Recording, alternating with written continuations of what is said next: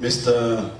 Riaz Saikayum, the CEO of FPC, Mr. Keith Broadridge, honorable dignitaries, the staff of FPC, ladies and gentlemen, Bulumanak, and a very good evening to you all. I'm delighted to be here this evening to celebrate FPC's Diamond Jubilee. 60 years ago, listeners from across the country tuned in at 6 a.m.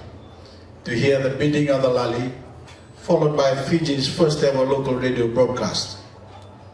Before that moment, people had to use shortwave radios to listen to foreign broadcasts on BBC, Radio Australia and Radio New Zealand. Imagine the pride and joy that Fijians must have experienced knowing that the broadcast was coming from the capital city, Suva, not some far-off place like Sydney or London. The radio station that signed on that day with the call letters ZJV soon changed its name to the FPC and quickly became one of the most important sources of news, education and entertainment in the decades that followed. Every morning at 6 a.m., listeners would be greeted with a beating lali, and every evening sent to bed with the Isale and God Save the Queen. For years, FPC ruled the airwaves as Fiji's public service broadcaster. But continued success for a broadcaster requires the ability to adapt and evolve as times change, as technology changes.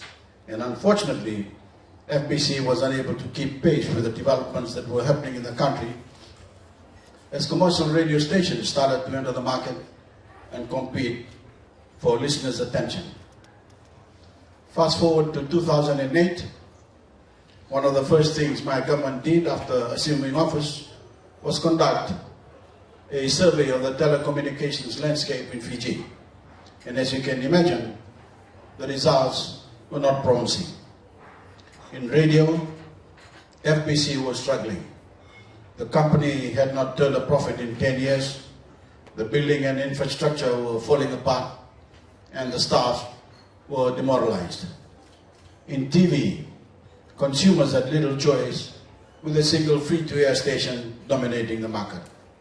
In mobile, there was only one service provider, making prices for calls and texts sky high. And internet penetration at the time was almost non-existent. We knew that a radical intervention was needed, and so we set about creating a holistic approach to reform. Now, in 2014, look how far we have come. Fiji has 2 mobile service providers competing in a deregulated market, which has increased coverage, driven down prices, and improved services. Fiji now has the region's first national broadband policy, and more Fijians than ever before are connected to the internet.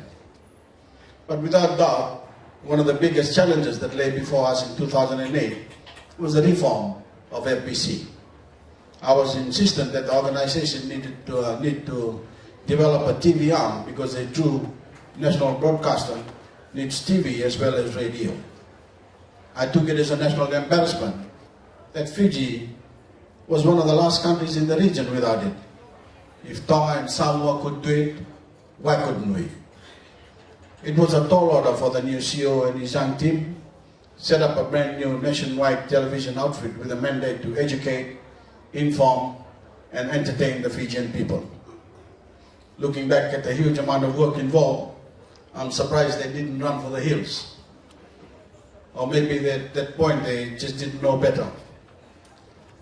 Well, thanks to their hard work, long hours, and complete dedication to the project, they pulled it off in a big way. When FPC TV went live in November 2011, it had 90% coverage across Fiji right off the bat.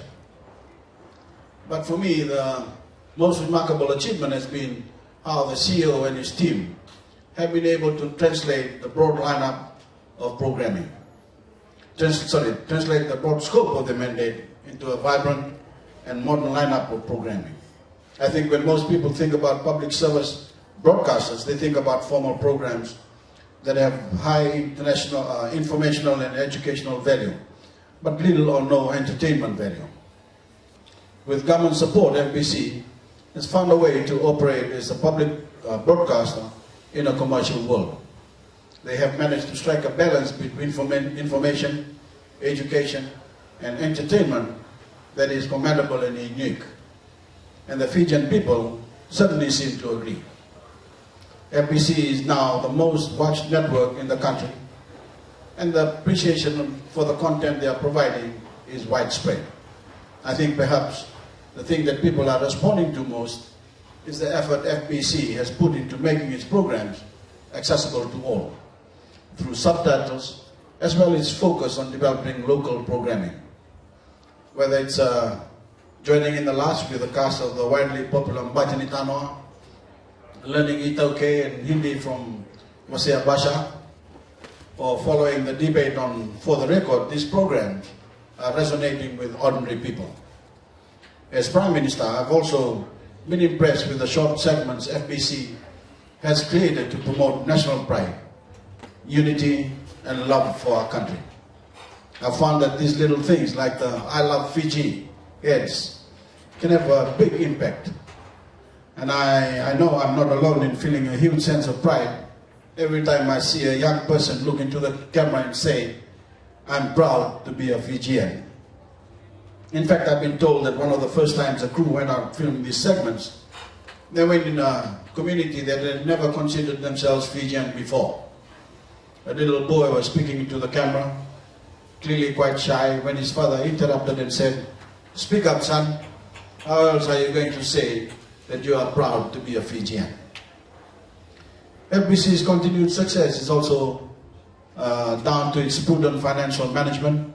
They have never defaulted on a loan repayment, and I hope they never do, and have made shareholder returns a priority. And I understand that their audit accounts will be ready by September.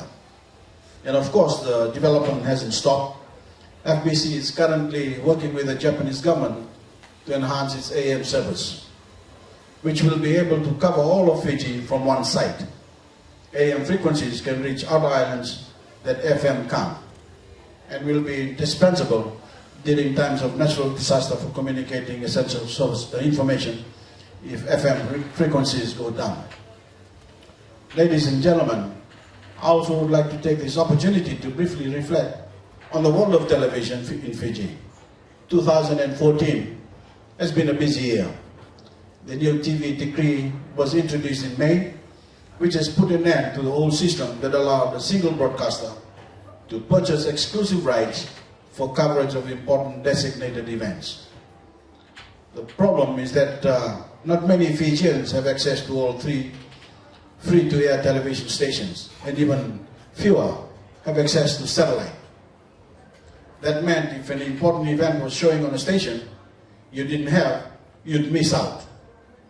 This is no longer the case, and I'm pleased to say that the feedback so far has been outstanding. Thousands of Fijians were able to watch the recent World Cup in Brazil who wouldn't have been able to otherwise.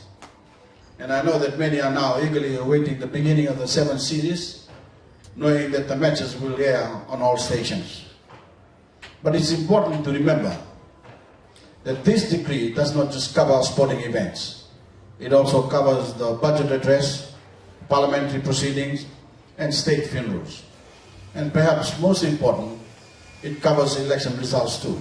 That means people will be able to tune into any free-to-air station and see the result come out on the night of elections.